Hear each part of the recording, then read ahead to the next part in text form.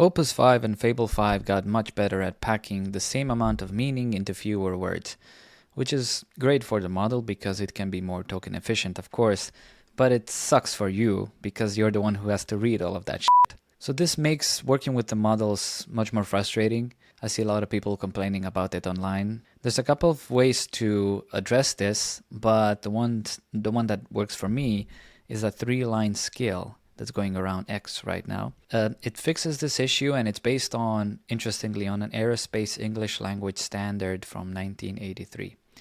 It was written in a way so even a stupid or a tired mechanic at 2 a.m. can not misread a procedure or mess something up. So in this video, I'm going to install the skill. I'm going to be showing it and running it on a few different use cases, and we'll see how it performs. Let's get right into this. This guy, John Wu, is saying Opus 5 is illegible because it's somehow trained to make up terms for concepts it just invented. Opus 5 sucks. Take it from a guy who is using it daily in parallel with GPT 5.6.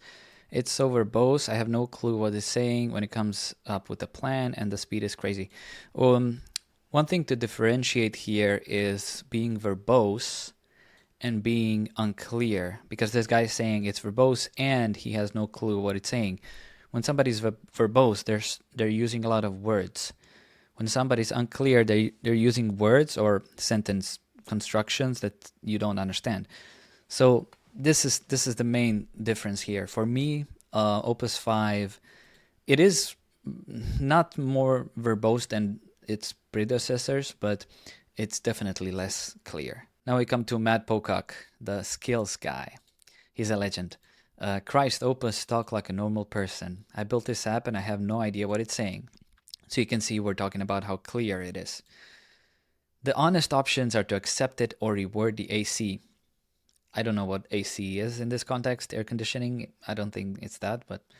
Or to persist the digest alongside the experts so a resumed, unchanged publish can skip the read too.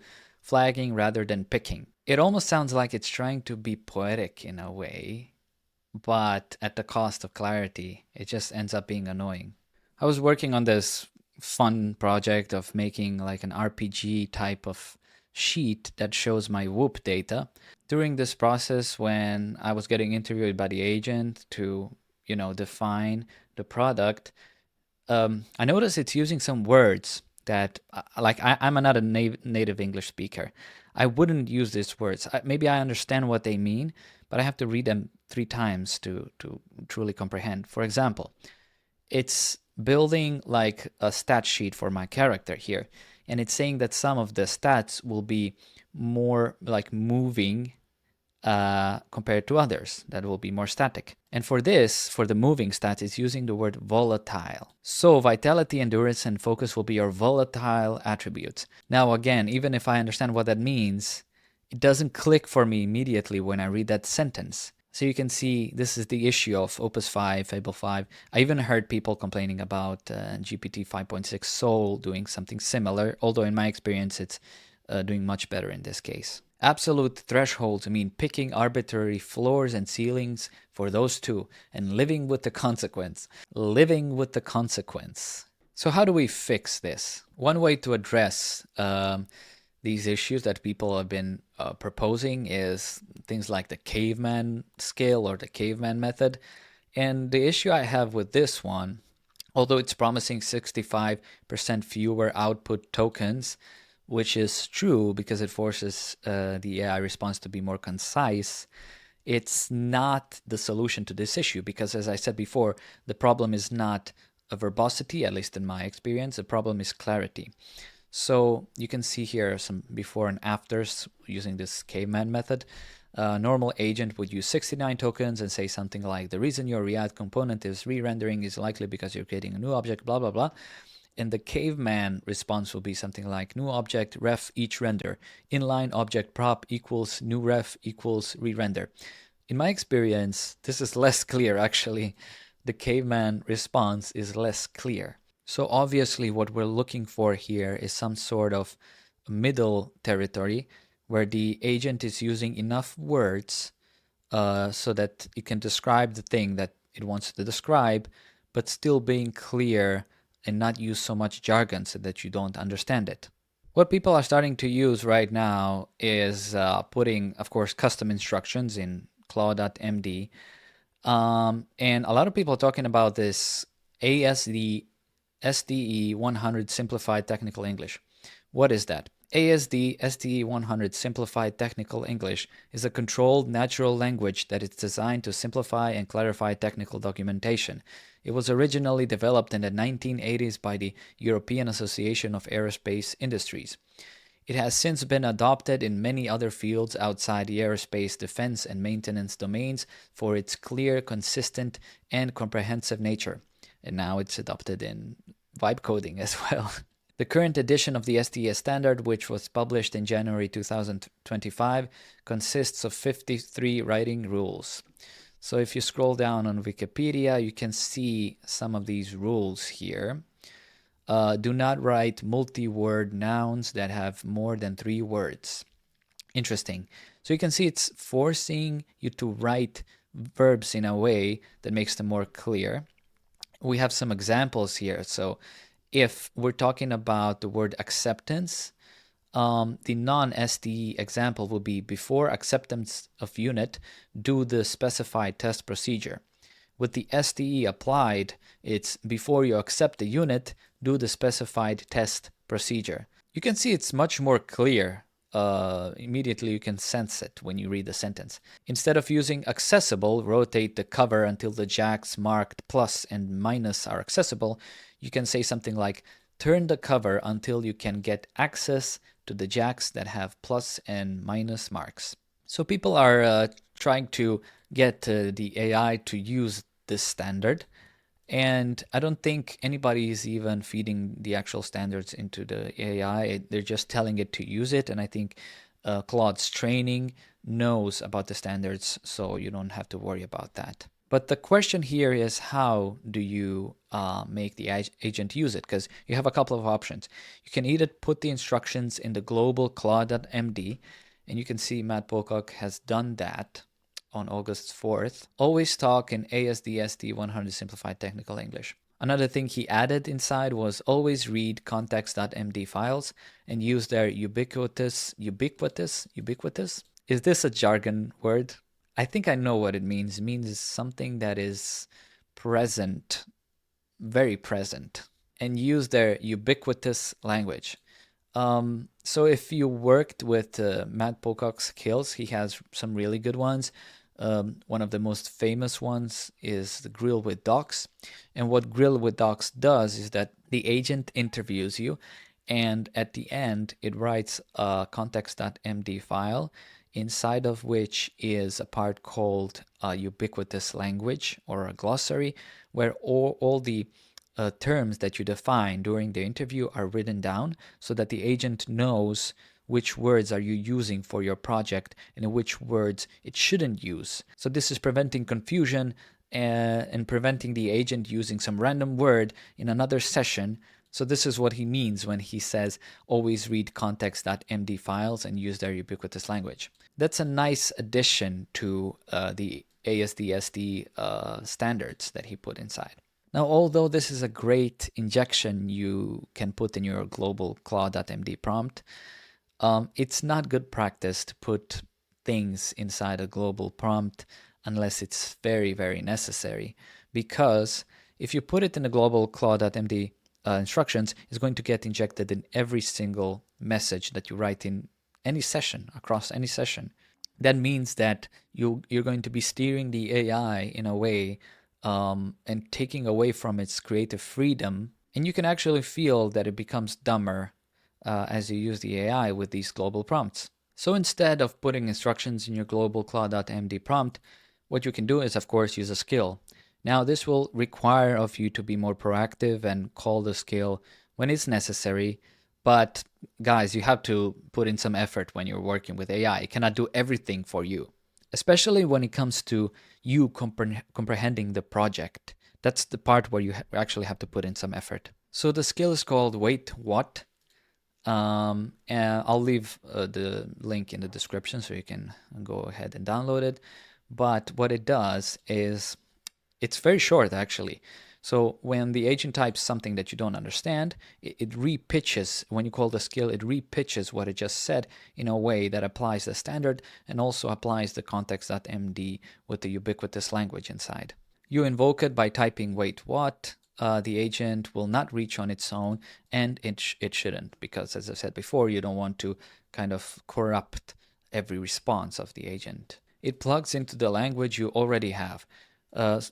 The body reuses the leading words already in your global CLAUDE.md and your project's context.md.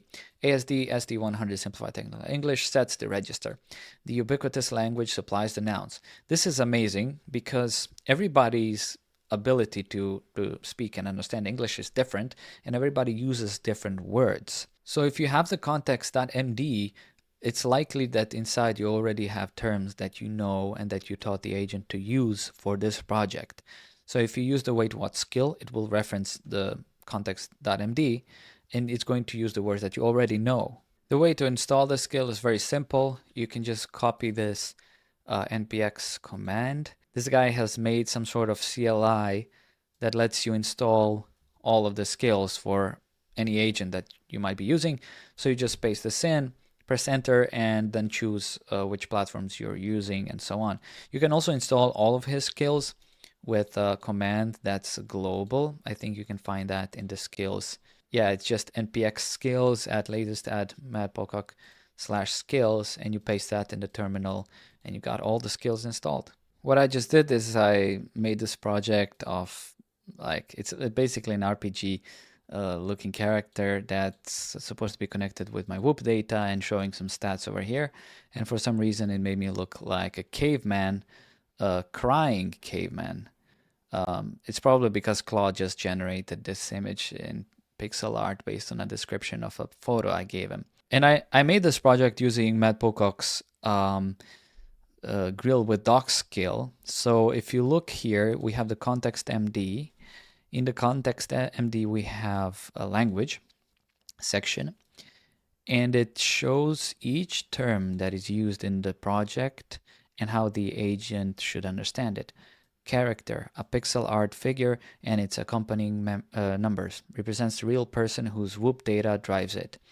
Condition, dormant, and it also shows which words to avoid when talking about these things. So for example, class, it's a single word identity derived from whichever attribute is currently highest, but it should avoid archetype, role, or job.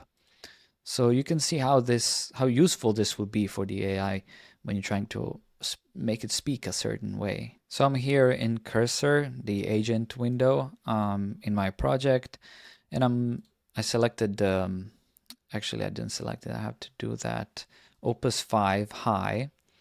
And I'm going to ask it a question. We'll see how it responds. Probably it's going to be very unclear, as it usually is. And then we're going to try a couple different ways to mend that. Okay, so the project is built. Now tell me how to connect my whoop data to it.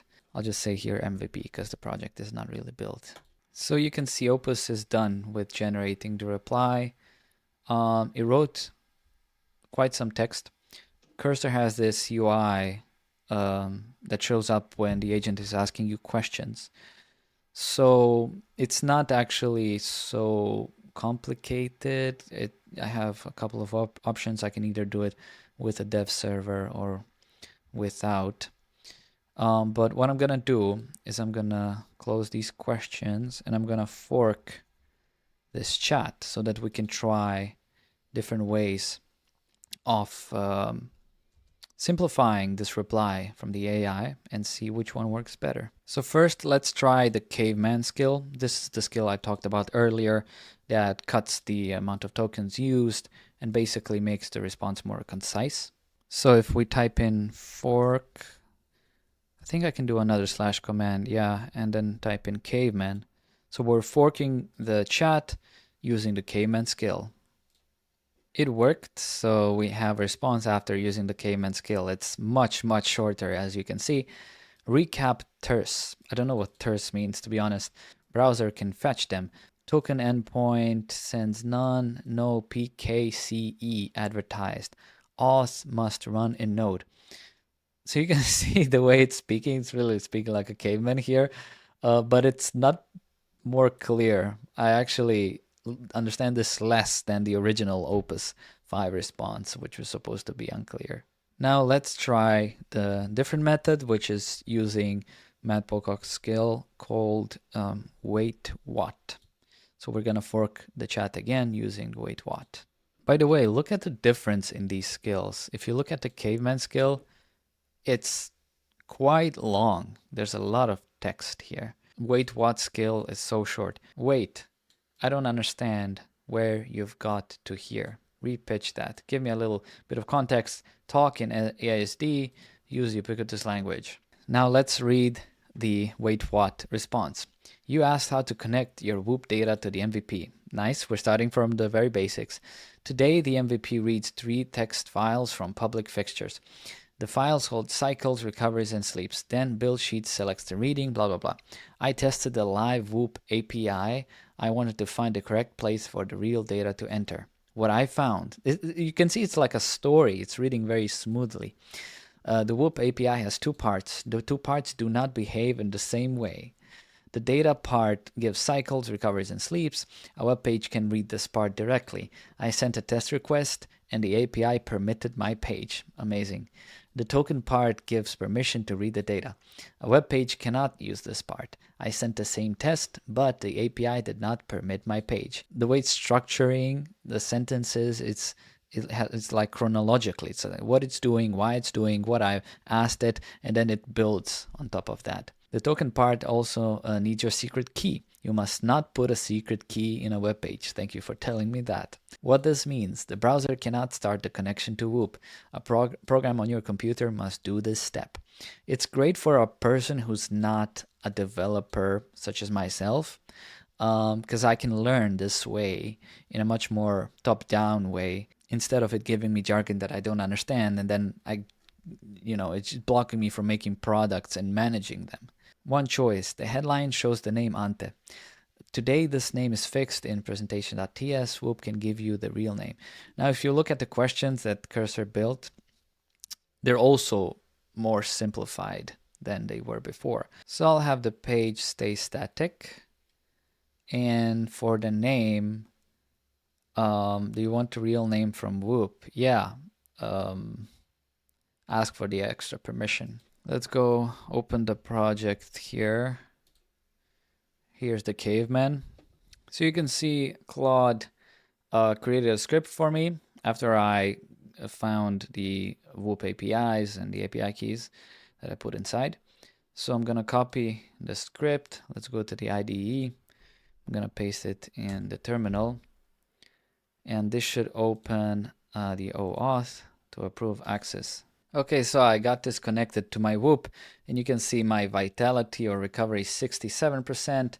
My strain is 12 point. Let me get this a bit bigger. Strain is 12.5, and sleep is 78%. And I can prove to you my phone. All that data fits what's on my phone. So that was it. It's a very simple fix. I recommend you use this skill every time you're confused. Yes, it will take some effort from you, but I think it's the better way of doing it and not putting the instructions in your global CLAUDE.md file.